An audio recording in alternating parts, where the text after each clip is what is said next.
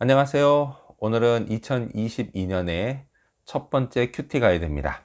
오늘은 1월 3일 월요일 요한복음 1장 19절에서부터 28절까지를 본문으로 큐티 가이드를 시작하겠습니다. 먼저 오늘 이 본문을 통해 제가 묵상한 예수님은 지극히 높으신 분입니다. 27절 말씀을 읽겠습니다. 곧 내 뒤에 오시는 그이라 나는 그의 신발끈을 풀기도 감당하지 못하겠노라 하더라.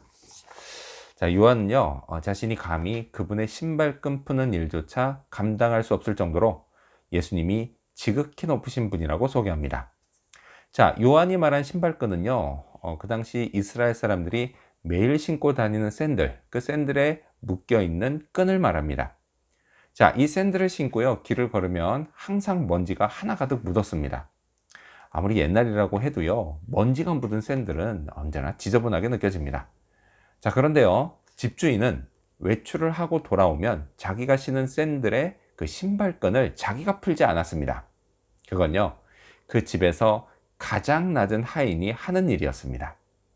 자, 그런데 요한은요, 예수님에 비하면 자신은 그 하인보다도 더 낫다고 말하는 것이었습니다. 하지만 사실 요한은 대단한 사람이었습니다.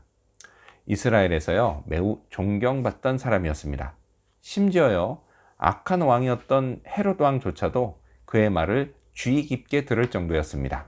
또 예수님도요, 그 당시 가장 훌륭한 사람으로 요한을 꼽았을 정도였습니다. 자, 그러다 보니까요, 많은 유대인들이 혹시 요한이 그리스도가 아닐까? 이런 생각을 했을 정도로 대단한 사람이었습니다. 하지만요, 정작 요한은 자신이 예수님의 신발끈을 푸는 일조차 감당할 수 없다고 말했습니다. 그만큼 예수님은 굉장한 분이시고 지극히 높으신 분이십니다. 오늘 제가 믿는 예수님이 바로 그런 분입니다. 가장 높으신 분입니다. 이 세상 그 무엇보다도 말이죠. 자, 그렇다면 계속해서 오늘 이 본문을 통해 제가 발견한 인간의 모습 어떤 게 있을까요? 오늘은 드러내고 숨기지 않는 요한을 볼 수 있습니다. 20절 말씀을 읽겠습니다. 요한이 드러내어 말하고 숨기지 아니하니 드러내어 하는 말이 나는 그리스도가 아니라 한데. 자, 요한은요, 당신이 누구냐는 유대인들의 질문에 드러내어 숨김없이 말합니다. 나는 그리스도가 아닙니다. 나는 단지 주의 길을 곧게 하라고 광야에서 외치는 자의 소리일 뿐입니다. 자기는 이스라엘을 회복시킬 그리스도, 그분이 오실 준비를 하기 위해 사람들에게 외치는 소리라고 자신의 정체를 밝힙니다. 23절 말씀을 계속 읽겠습니다. 이르되 나는 선지자 이사야의 말과 같이 주의 길을 곧게 하라고 광야에서 외치는 자의 소리로라 하니라. 광야에서 외치는 자의 소리, 이거는요, 구약 성경에 나오는 이사야 선지자의 예언을 인용한 겁니다.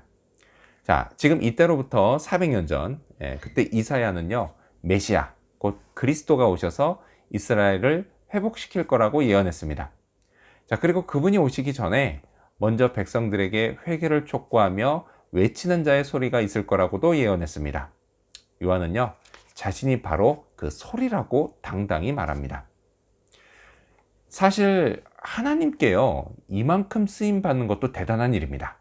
오죽하면 예수님이 이 요한을 구약시대 가장 위대한 선지자였던 엘리야라고까지 말씀하셨을 정도입니다.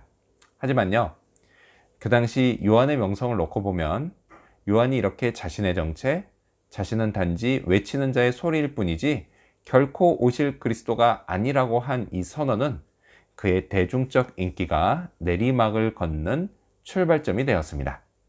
하지만요, 그는 결코 자기 인기와 몸값에 연연하지 않았습니다. 오직 하나님께 받은 사명에 충실했고 사람들에게 그 사명에 걸맞는 말과 행동을 했습니다. 이런 요한을요, 예수님이 모른 척 하실 리가 없습니다. 예수님은요, 요한을 이 땅의 모든 사람들 중에 가장 높은 자라고 평가하셨습니다. 자, 그렇다면 끝으로 오늘 이 본문을 통해 나에게 주신 교훈이 뭘까요? 그건 받은 사명에 충실하자입니다. 요한에게 제사장들과 레위인들을 보낸 유대인들, 그들은요 결코 평범한 사람들이 아니었습니다. 한번 생각해 보세요. 오늘 우리식으로 말하면요 목사들과 전도사들을 보낸 사람들입니다. 아무나 할 수 있나요? 분명 종교적 영향력을 가지고 있던 그런 사람들이었습니다. 복음서를 보면요 이들이요 당시 백성들을 억압하고 기득권을 누리던 타락한 지도자였다는 사실을 알 수 있습니다. 그랬던 그들에게 요한은 당당히 회개를 촉구합니다. 또한요 그리스도를 통한 회복을 선포합니다. 이건요 분명 상당한 용기가 필요한 행동이었습니다. 자, 이렇듯 요한은요 타락한 이 땅의 지도자가 아니라 지극히 높으신 예수님께 순종했고 그리스도께서 오실 것을 예비하라는 그 사명에 순종했던 사람입니다. 저도요 제가 받은 사명이 있습니다. 그리고 그 사명은요 요한의 그 사명과 맥을 같이 합니다. 바로 죄성으로 타락한 영혼에게 회개를 촉구하고 그 영혼이 예수 그리스도를 받아들일 수 있도록 길을 예비하는 겁니다. 그런데 지나온 시간을 돌이켜 볼 때요 이건 결코 쉬운 일이 아니었습니다. 용기도 필요했고 희생도 필요했습니다. 때로는요 아프고 슬픈 일도 겪어야만 했습니다. 하지만요 예수님이 언제나 저와 함께 하셨습니다. 그래서 위로해 주시고 칭찬도 해 주셨습니다. 저는요 아직 사명을 다 감당하지 못했습니다. 아직 가야 할 길이 있습니다. 그것도 아주 멉니다. 조금 두렵기도 하고요 많이 기대되기도 합니다. 올 한 해도요 예수님이 저와 함께 하실 겁니다. 이 믿음으로 용기를 내서 올해도 사명을 감당하기 위해 한 걸음씩 나아가는 오늘 그 하루가 되기를 소망합니다. 기도하겠습니다. 지극히 높으신 예수님, 자기 인기와 명예가 아니라 오직 하나님께 받은 사명에 충실했던, 그래서 외쳤던 요한처럼 저도 제가 받은 사명에 충실하고 충성할 수 있도록 도와주시옵소서. 그리고 이 와중에 늘 언제나 예수님이 나와 함께 하신다는 사실을 기억하며 어떠한 어려움이 있다 할지라도 계속해서 받은 사명에 충성하면서 한 걸음씩 한 걸음씩 앞으로 나아가도록 도와주시옵소서. 오늘 하루가 올 한 해가 그런 한 해가 되기를 간절히 바라고 또 다시 한번 사명을 감당하기를 결단하는 그런 하루가 되기를 간절히 바라오며 예수님의 이름으로 기도합니다. 아멘.